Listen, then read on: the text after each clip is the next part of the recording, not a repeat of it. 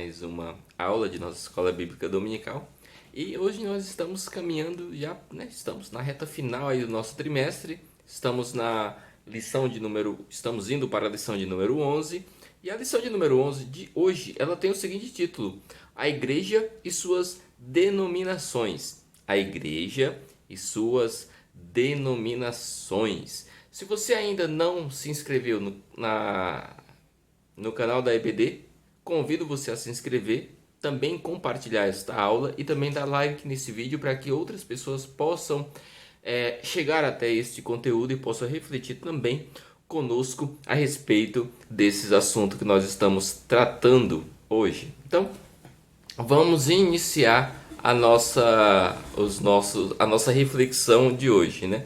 A igreja e suas denominações. Estamos aqui na nossa classe, né? Querida dos adolescentes, faixa etária entre 15 e 17 anos, e nós estamos indo aqui para a nossa lição 11.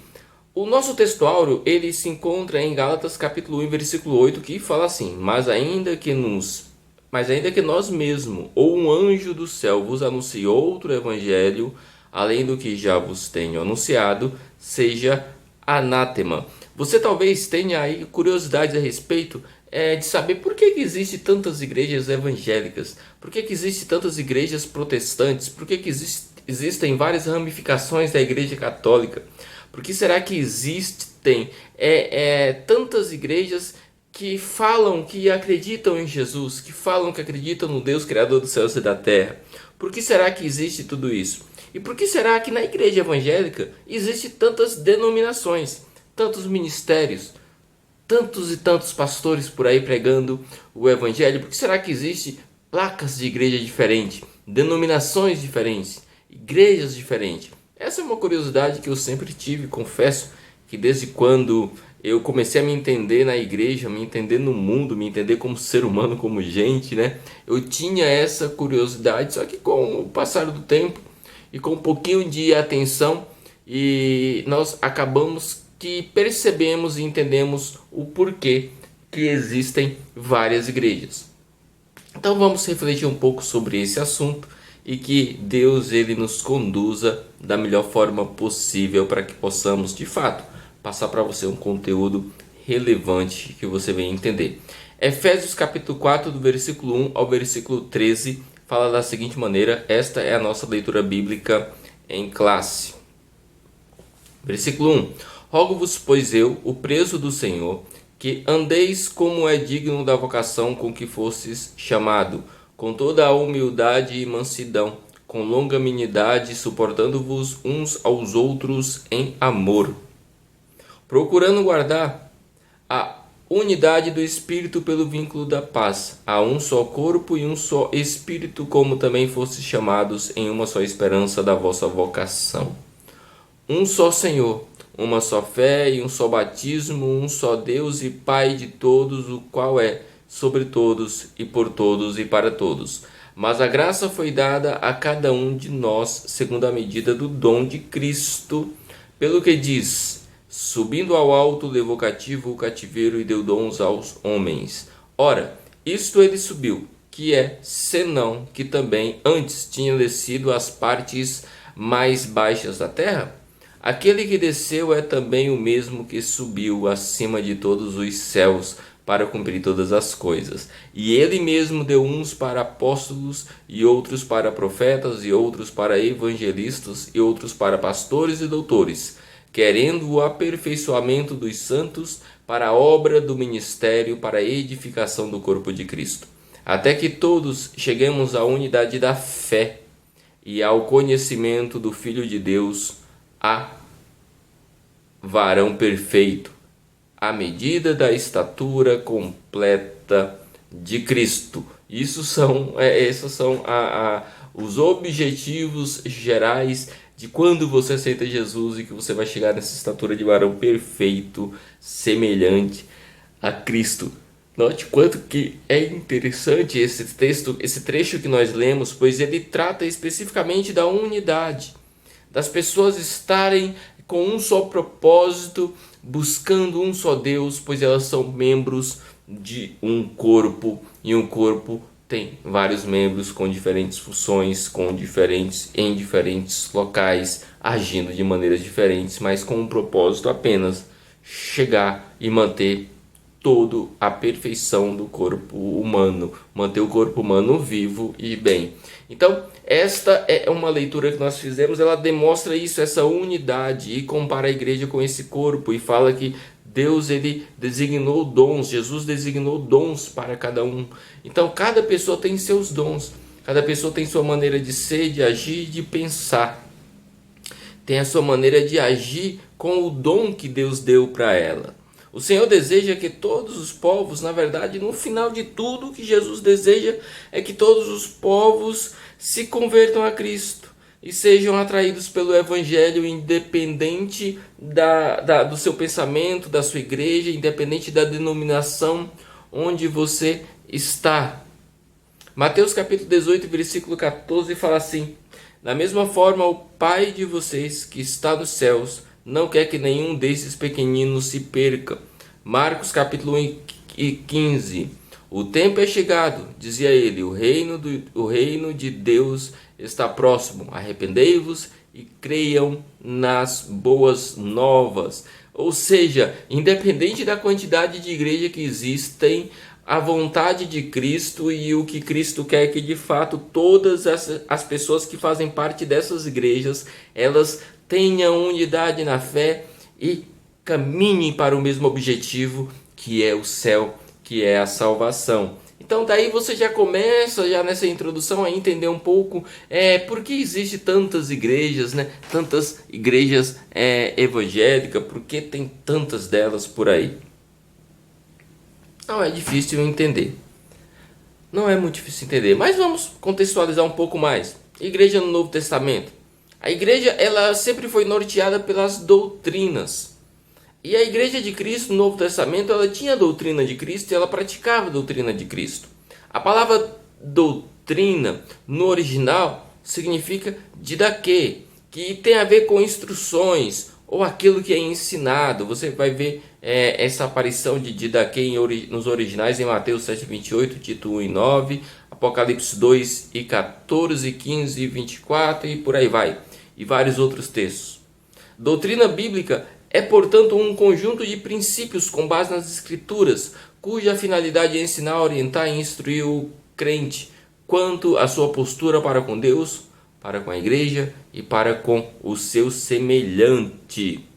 Vamos ver aqui Marcos capítulo 4, versículo 2. Ele lhes ensinava muitas coisas por parábolas, dizendo em seu ensino. Romanos 16 e 17. Recomendo-lhes, irmãos, que tomem cuidado antes que causem divisões e coloquem obstáculos no ensino de vocês, no ensino que vocês têm recebido. Afastam-se deles. Observe que igreja no Novo Testamento, ela tinha as instruções que era a doutrina de Cristo e todos precisavam seguir. Só que existiam irmãos dentro da igreja que tinham pensamento diferente e que tentava dividir a igreja. Já aí você já começa a perceber o porquê que existem tantas igrejas evangélicas. Se naquela época, com os apóstolos que conheceram e viveram com Jesus, as pessoas agiam dessa forma, tentando dividir a igreja com pensamentos diferentes, imagine hoje em dia. As pessoas cada vez mais inflamadas, com seu ego cada vez mais inflados.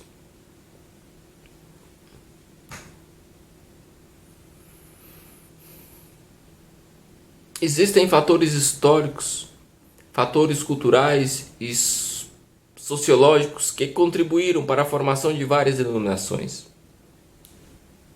Especificamente pensando ainda em denominações cristãs. Para muitos estudiosos, essas divergências que aconteceram e fizeram com que muitas igrejas surgissem, elas aconteceram justamente por interpretações particulares da Bíblia. Existem muitas igrejas por aí que são formadas porque o irmão, ele interpreta algum trecho da Bíblia diferente daquilo que de fato é, ou tem uma revelação extra-bíblica e funda uma igreja. Isso tudo é muito complicado. Porque existem muitas igrejas, denominações, porque as pessoas elas pensam diferentes. Elas leem o texto e fazem uma leitura diferente do texto e aí acham que onde elas estão não está certo e elas montam uma igreja porque na cabeça delas a igreja que elas montaram é a igreja perfeita, é do jeito maravilhoso que eles entendem que tem que ser. Você percebe que o fato de existir muitas igrejas nem sempre significa algo bom. Às vezes a pessoa saiu de uma igreja e montou outra por discórdias. Discórdias particulares, nem é bíblica. Nem são discórdias bíblicas, são discórdias realmente talvez de liderança, porque quer ser mais líder do que um, do que outro. E aí vai sair e monta igreja porque não gosta de estar submetido a ninguém. Quando ele monta a igreja, ele vai ser o dono da igreja, o bispo da igreja. Então, existem sim muitas igrejas e denominações, e a resposta é bem simples, justamente como os estudiosos acreditam, porque há diferentes interpretações das escrituras. Por isso é importante você conhecer as escrituras e não apenas elas superficialmente. Peça orientação ao Espírito Santo para que ele te mostre de fato como que é as escrituras. Faça um bom curso de teologia e entenda as escrituras em profundidade, para que você não fique aí feito esses irmãos que não param em igreja alguma, estão sempre de igreja em igreja, porque nenhuma igreja eles se adequam a nenhuma igreja, porque na verdade eles querem que a igreja se adeque a eles. Óbvio que existem igrejas que existem por motivos óbvios, por motivos que não são ruins. Existem igrejas sérias que saem de dentro de outras por questões meramente de costumes bíblicos que não envolvem a salvação. Isso é perfeitamente entendido, isso é perfeitamente aceitável, inclusive. Tem igrejas por aí que mulheres não podem cortar cabelo, não podem usar calça comprida.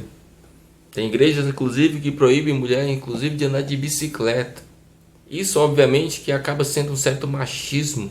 Hoje em dia, um certo preconceito com as mulheres. Hoje em dia, é um direito de liberdade que é cessado por elas. Mas se há pessoas que estão nesses grupos, estão nessas igrejas, é porque as pessoas elas se identificaram com aquilo e elas gostam daquilo, então elas concordam. É como se fosse o contrato. Elas assinaram ali que concordam em estar naquela igreja que tem essas restrições e elas vão viver lá. Só que existem pessoas que vão para outras igrejas e não concordam com o que tem lá e começam a fazer divisões. E daí daqui a pouco estão querendo montar um ministério próprio porque onde eles estão não estão de acordo. Então vamos ter cuidado com isso. Vamos ter cuidado com os ministérios próprios criados. Mas há uma variedade de denominações, isso é fato. Embora não haja registros de denominações diferentes na igreja primitiva, já havia a formação de grupos de pessoas distintos em seu meio. Assim como existiam também muitas heresias, como surgiam muitas igrejas, muitos tipos de pensamentos, surgiram também muitas heresias. É um grande perigo muitas igrejas estarem surgindo por aí baseados em textos bíblicos distorcidos ou em revelações furadas, em que não honram as escrituras ou que de fato as escrituras estão falando, porque são pessoas que estão simplesmente interessadas em montar a sua igreja. Porque a igreja muitas das vezes serve como negócio. Serve como negócio. E as coisas foram acontecendo. A igreja ela foi cada vez mais, a igreja primitiva, com esses grupos de pessoas que pensavam diferente, foi cada vez mais se afastando dos ensinamentos bíblicos, foi cada vez mais se distanciando do que Cristo de fato ensinou e chegou em um período que ela estava completamente descaracterizada. E era necessário uma reforma. E ela ocorreu. Em 1517, houve o que nós conhecemos como a Reforma dos Protestantes, mais comumente conhecida entre os evangélicos. Então, os protestantes saíram de dentro da igreja católica, que até então tinha hegemonia, e aí saíram de dentro porque a igreja católica estava distorcendo muito os ensinamentos bíblicos, e daí os protestantes saíram protestando contra as coisas erradas da igreja e surgiu a igreja evangélica e hoje em dia estamos aí. A igreja evangélica surgiu e continuou surgindo pessoas com pensamento diferente, e outras foram saindo de dentro de outras, de ramificações diferentes.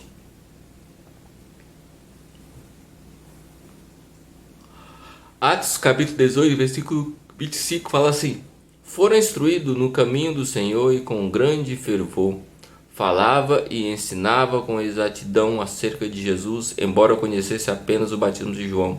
Enquanto isso, um judeu chamado Apolo, natural de Alexandria, chegou a Éfeso. Ele era um homem culto e tinha grande conhecimento das Escrituras. Observe que em cima nós temos um versículo que fala que as pessoas foram instruídas no caminho de Jesus, estavam lá andando. Surgiu um camarada chamado Apolo, também servo de Deus, pregador da palavra da época, muito influente, muito inteligente, e aí começaram a seguir este camarada. E ficou o grupinho de Apolo, o grupinho de Paulo, o grupinho de Pedro, e aí começou a haver algumas dissensões, algumas divisões na igreja. Então note que naquela época já existia os grupinhos ou as panelinhas. O irmão gosta do pregador X, o irmão gosta do pastor Y, o outro gosta do apóstolo H e por aí vai. O grande problema disso tudo é que isso pode trazer heresias. Porque quando a coisa se ramifica demais, há muita diferença da Bíblia, há muita diferença dos trechos bíblicos, e isso acaba sendo, em muitos casos, heresias. Segundo Pedro capítulo 2, versículo 1 fala assim: no passado surgiram falsos profetas no meio do povo, como também surgirão entre vocês falsos mestres. Esses introduzirão secretamente heresias destruidoras, chegando a negar a soberania que os resgatou, trazendo sobre si mesmo repentina destruição. Muitos seguirão os caminhos vergonhosos desses homens, e por causa deles será difamado o caminho da verdade. Observe que naquela época já surgiam falsos profetas. Hoje em dia tem muitos. Existe uma igreja aí que eles falam que o seu líder, ele é a encarnação do Espírito Santo. Olha que coisa absurda. E são pessoas que estão lá. E há seguidores desses locais. Ou seja, isso é um caminho vergonhoso seguir isso. Porque é uma heresia absurda esse tipo de coisa. Então, quando surgem muitas igrejas, há esse risco de haver muitas heresias. Porque as pessoas são livres para pensar como querem. Então elas estão na igreja, estão bem, mas pensam coisa diferente, vai e montam uma igreja. Não há um controle para isso. E é muito fácil, por exemplo, aqui a legislação brasileira, ela facilita abrir igreja. Então as pessoas vão e abrem. Então é perigoso porque surgem muitas heresias, muitos falsos ensinamentos. Mas após a reforma protestante, existe a igreja católica que se afastou demais dos ensinamentos bíblicos tradicionais. Aí ocorreu a reforma protestante. E a partir daí foi o estupim para que de fato muitas outras igrejas surgissem, porque daí a Bíblia começou a ser muito traduzida para vários idiomas, que é uma bênção. Só que o ser humano, em sua curiosidade, em sua maldade, começou a fazer interpretações a seu bel prazer. E o inimigo, achando ocasião nisso, começou a induzir as pessoas a criarem igrejas que vão completamente contra os ensinamentos bíblicos. Mas nós temos que vencer a fronteira denominacional. Precisamos caminhar e ir para frente, não podemos ficar presos na denominação. Existem dezenas de denominações que afirmam seguir a Cristo. Porém, precisamos entender que aquelas que são verdadeiramente sérias são as que se mantêm íntegras aos princípios, à doutrina bíblica e não negam o Jesus Salvador. Mas também temos que entender que a igreja, ela vai além da fronteira. Jesus, ele não vem buscar a Assembleia de Deus. Jesus, ele não vem buscar a presbiteriana. Jesus, ele não vem buscar o Bola de Neve. Jesus, ele vem buscar um povo que estão dentro dessas denominações e que professam a Cristo de verdade. Então, entenda de uma vez por todas, por que existem tantas igrejas evangélicas por aí? Porque as pessoas pensam diferente e por isso saem e montam igreja, porque brigou com um e montou uma igreja e por aí vai. Mas precisamos entender que devemos estar junto com o povo que pensa igual, que faça as coisas de acordo com as Escrituras. Dessa forma, Cristo irá nos abençoar. E a placa da igreja é apenas um detalhe, porque Cristo está interessado em você, em mim, em nossa vida. Que Cristo te abençoe e até a próxima aula. Que sua semana seja maravilhosa. Que Deus te conceda sucesso nessa semana. Até a próxima aula, se Deus quiser.